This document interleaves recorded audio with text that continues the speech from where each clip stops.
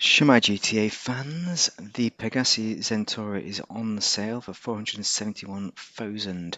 So this is an absolute bargain for a classic of GTA supercar. It's based upon a couple of Lamborghinis and it has this really original look to it. So first we're going to modify it and then we're going to take it through its paces at a test track, see what kind of performance it gives, but a bit of a spoiler. If you like spoilers, drop a like. It's not going to be as good as the Krieger, but nevertheless, it's still something to consider, as I will show you. So let's do the customization. Side blades, what does that do? Primary color, secondary color. So secondary color on those, yeah, we'll do that. Engine is all to the max. Exhaust. You've got this big exhaust here, a couple of exhausts. Looks like one, doesn't it? No, it's actually two exhausts. So we've got the twin bore, we've got oh, that's the one, hyper exit. Yeah, look at that. I think the hyper exit is the way to go. That looks awesome. It's massive. The bonnet, quite like the stock bonnet. I think that looks great. Slippy hood stripe, don't really do it for me. I think the stock hood is the best out of those lot. Lights, loss prevention plate. What have we got on there? Let's just make it black and that will do. Respray, so not decided the colour yet, but let's have a look at the primer colours. Let's have a look at some metallics, see what they look like. I'm still not sure what I'm going to go for with this. Silver looks pretty good. Rolled steel, this blue kind of silver. Red, metallic red. I mean, that is a classic, isn't it? You can't lose with a metallic red. I don't know. Lava red has a bit of a tint to it. Very nice indeed. I'm not sure what colour I'm going for here, but I might go for lava red. Yeah, I was going to go for a dark colour, but I just like the look of that. Secondary colour, now this is the interesting part. Let's go for the classics because they're all free. Carbon black, so if you look at this, black steel, maybe a green will go. Look at this, it colours the actual the tyre there, colour coordinated tyres, and there's that side portion, so we're going to have something which goes with red. Not red, by the way. Bit of a spoiler alert there, I'm not going to put red on it. I was going to put orange because I was going to go black, but that's ruined my thoughts after I saw this lava red. Green, kind of yellow maybe, that's like yellowy green, isn't it? That might work. Just put that on as a holding colour for now. Let's have a look at the other yellow, because yellow goes well, doesn't it? Lime green as well, that might be disgusting actually. Black works, but it doesn't show up the tyres if you go for black. Let's have a look, what else have we got? What's that yellow? Have I run through it already? Purple looks alright. White is classic. I might even go white, you know. Ice white even, yeah. Frost white even. Yeah, white as white it can be. Let's have another look at the green. Not green, the yellow. So that's orange, that's bright orange. Where's the yellows? There it is. So there's the yellow. Let's have another look at that and think.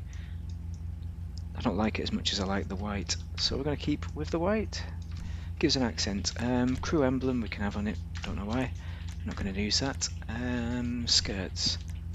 Oh, these look nice. So these are street skirts. Street skirts secondary. That's even better, but is it too much white? Maybe we'll go carbon then. Spoiler. Now, I'm almost tempted not to put a spoiler on because it ruins the kind of flow from that back end. But for performance, I might just put one on if I can find one that's nice enough. This one looks good. Street spoiler primary. I was going to put a secondary, but I think the white is too much. Carbon there looks good. And that is the chubby one, racing spoiler. I'm almost tempted by this one. This one looks great as well. And this has these elevated parts as well, so I think it kind of blocks this. Look, the vents here on the wing, but I'm going to go with that one because I think it looks nice with these elevated sections. Okay, transmission is done, yep, turbo are all done. Wheels, right, so tyre enhancement. So if I change the wheels for anything else, I'm going to lose that white colour.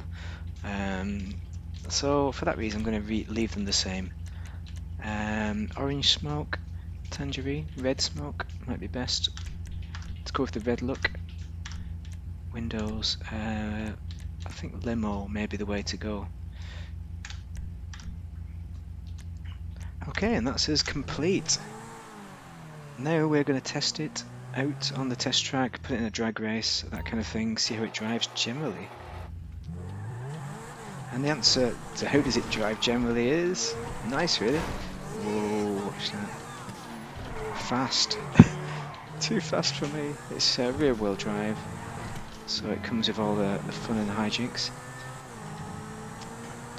It's not too slippy though, so pretty good.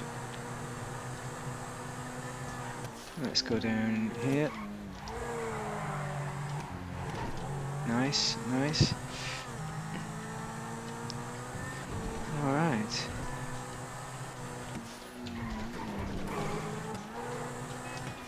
Overall, I'm quite happy with the handling. It grips the road nicely. I'm not sure if it slips a little bit too much on the corners, but the spoiler helps that. Okay. I should probably go into the old racing spot.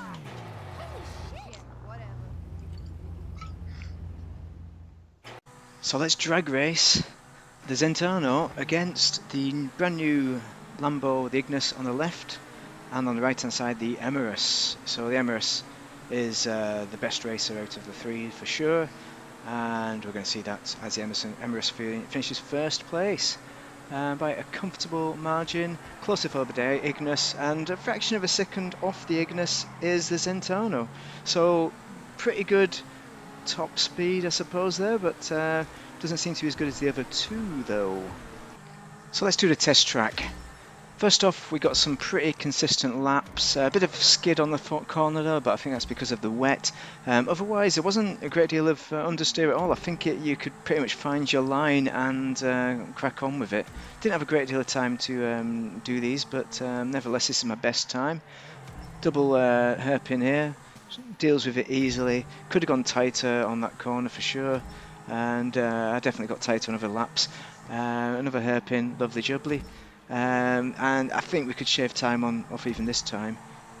So coming into the big left-hander, dealt with very nicely, was holding its position. I think if you put too much accelerator on it, went too wide, but otherwise great. Coming into the S, it has no problems at all. You know, just a little bit of a dabby of brake. Then the 450 again, it goes through perfectly. If anything, a bit too well. I nearly missed the cone there. But otherwise, 55 seconds is an excellent time. So 55.51, just below the pariah there. I think it could get a bit better. It's a fair bit off the Krieger and the Emirates at 53.54, so about a second behind those two. But nevertheless, it's pretty good, especially on this short track. So perhaps indicating that it's pretty good at acceleration and can keep up with a lot of the bigger cars. But I think on a longer track, you're definitely going to struggle against the likes of the Krieger, Emirates, Devastate, etc., which are going to probably cream it. So not really competitive anymore in the super class, unfortunately. Now this car is on discount until this Thursday, so Thursday 6th is that? Yep, a couple of days to buy it. Let's have a look at which doors open and the internal view, etc. So only two doors open, but they are the classic kind of gull-wing, lovely joke. That's not gull-wing, is it? That's the other one. But you know what I mean. It's the Lamborghini doors. And if we look at the inside as well, you can see the internal's all right. I'm quite happy with that bit. I think some people think it's a bit scruffy, but it's probably personal choice, really. And it's exactly the same with the outside, the look of the car. So it does have racing pedigree. It's not a bad car. It's not at the top end of the super class anymore, but I think if you're racing against people who don't know how to drive so well, I think you could still beat them. But I'd probably enter it into super class races if you're really winning too many races and you want a personal challenge to see if you can win with this classic car. As far as driving around town is concerned, it's really nice, really enjoyable. You can power slide around the corners. It holds on. The grip is pretty good. A little bit of slip in the wet, of course. But isn't it the same with a lot of two-wheel drive cars, rear-wheel drive cars? So very nice indeed. I think it's well worth the money for 470 grand. Obviously, if you already have an excellent supercar like the Devest 8 last week, and you're not too fussed about having another supercar, then yeah, don't, by all means, don't buy it.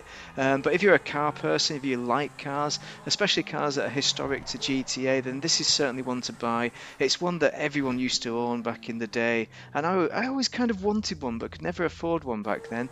But now I can. I've got it in my garage, and I have no regrets whatsoever. So performance-wise, pretty good still, but not the best. And overall, definitely worth considering to buy while it's on offer this week. Otherwise, you'll be paying 700 grand for it. But even 700 grand is a steal, to be quite honest, for this car, for style as well as for performance. I mean, it's not too far off. I suspect it's not too far off the Ignis. I know in a drag race it was beat by the Ignis, and that's, bear in mind, that's 2.8 million, so it's nearly like 6 times as much as this car, which is absolutely ridiculous. Just to give you an idea of the scope of it, how cheap this car really is. And the customization is not too bad shabby either. It's not ultimate customization, you don't have millions of options, but then you really have to like the look of this car to be buying it, if you're buying it for looks, for sure. Anyway, if this has been helpful as a review, then drop a like and a subscribe. But overall, thank you very much for watching and have a great day if you are in GTA, and Happy New Year. I hope your first day at work has been excellent as well.